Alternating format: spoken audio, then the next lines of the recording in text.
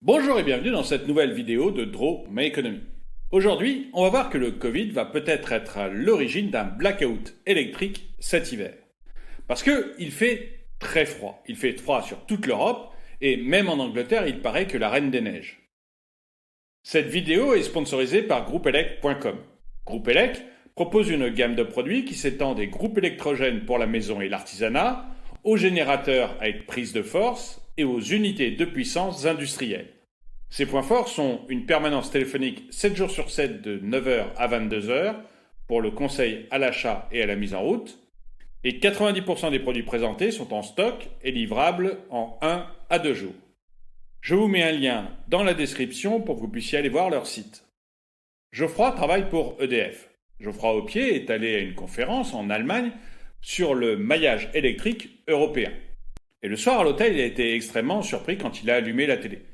Non seulement il y a un emballement médiatique autour de la possibilité d'un blackout électrique en Allemagne, mais en plus, il a vu que les autorités diffusaient des spots de publicité pour expliquer à la population qu'il y aurait probablement des coupures électriques cet hiver, et leur conseiller d'acheter des groupes électrogènes.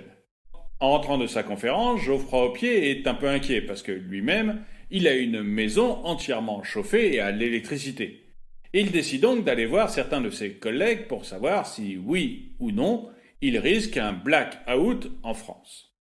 En bon salarié d'EDF, Geoffroy sait bien que l'électricité que l'on consomme en France est avant tout d'origine nucléaire. Ça représente 67% de l'électricité. Du coup, il va voir avant tout son collègue qui est chargé de la maintenance des centrales nucléaires. Mais les nouvelles ne sont pas très bonnes. D'après ce collègue, à cause du Covid, il y a eu pas mal de retard dans les inspections de centrales nucléaires. Généralement, on fait les inspections à la fin du printemps ou pendant l'été pour que les centrales soient opérationnelles pendant l'hiver. Parce que l'hiver, avec le froid qui arrive, il y a évidemment beaucoup plus de consommation d'électricité. Mais depuis 2020, avec le Covid, tout le planning d'inspection des centrales a été décalé. Et du coup, on inspecte également des centrales pendant l'hiver. Par exemple, en ce moment, sur 56 centrales nucléaires, il y en a 5 qui sont à l'arrêt. Bref, d'après ce collègue, pour cet hiver, il y aura moins de centrales que d'habitude qui seront disponibles pour fournir de l'électricité aux Français. Alors, d'après ce collègue, ça ne devrait pas poser de problème en novembre-décembre. Mais pour janvier et février, ça dépendra beaucoup du froid.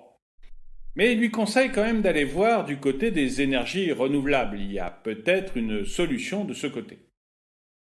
Pour aller voir le spécialiste des énergies renouvelables, Geoffroy doit traverser la cour. Et en traversant la cour, il y a une vérité qui lui apparaît comme évidente. Il n'aime pas l'hiver, l'hiver ne l'aime pas, il y a un froid entre eux. Arrivé avec son collègue, celui-ci lui confirme ce que le spécialiste du nucléaire lui avait dit. Novembre-décembre, ça devrait aller, mais janvier-février, il y a un énorme doute. Il y a un énorme doute parce que non seulement tout dépend du froid, mais du côté des énergies renouvelables, ça va dépendre aussi du vent. L'éolien a pris une part importante dans la production d'électricité. Ça représentait 7,9% de la production en 2020. Mais l'éolien, il dépend beaucoup du vent. Et s'il fait très froid et qu'il y a peu de vent, on risque d'avoir des difficultés à produire suffisamment d'électricité pour alimenter tout le monde. Quant au solaire, on a triplé le parc, mais il est utile que jusqu'au milieu d'après-midi. Après, en plein hiver, il n'y a pas assez de soleil.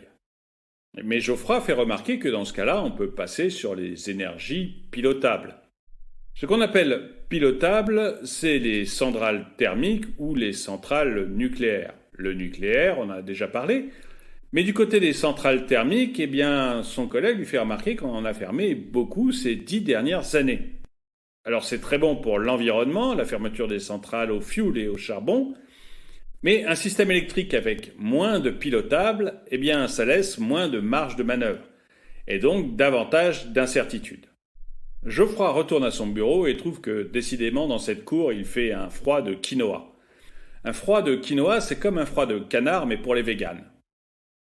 De retour à son bureau, Geoffroy allume vite son ordinateur pour voir ce qui est prévu en cas de coupure d'électricité.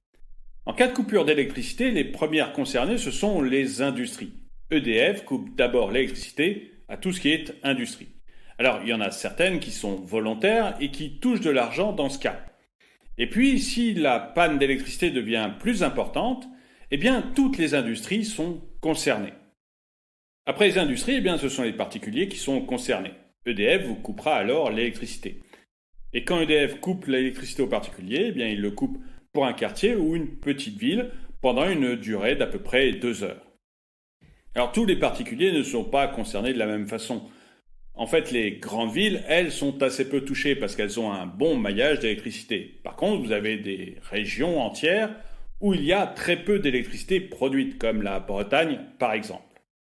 Et dans les cas extrêmes, si vraiment il y a une énorme coupure d'électricité, eh bien ça peut être ensuite les services vitaux qui soient coupés, comme les hôpitaux par exemple. Mais là, il y a extrêmement peu de chances que ça arrive. Mais j'aimerais bien savoir ce que vous en pensez. Pensez-vous qu'avec la fermeture de plusieurs de nos centrales nucléaires, nous risquons d'avoir des coupures d'électricité cet hiver? Ou bien est-ce que vous pensez que nous passerons l'hiver sans difficulté? Dites-le moi dans les commentaires. Et le proverbe du jour, un proverbe pour l'hiver. Pour vivre heureux, vivons cache-nez. Je vous rappelle que cette vidéo était sponsorisée par groupeelec.com. Groupe Elec propose une gamme de produits qui s'étend des groupes électrogènes pour la maison et l'artisanat, aux générateurs avec prise de force et aux unités de puissance industrielles. Je vous rappelle leurs 2 points forts, la permanence téléphonique 7 jours sur 7 de 9h à 22h pour conseils d'achat et mise en route, et 90% des produits présentés qui sont en stock et livrables en 1 à 2 jours. Je vous ai mis un lien dans la description pour que vous puissiez aller sur leur site. Merci d'avoir regardé cette vidéo, mettez-lui un pouce vers le haut, commentez-la, partagez-la, et je vous dis à très bientôt.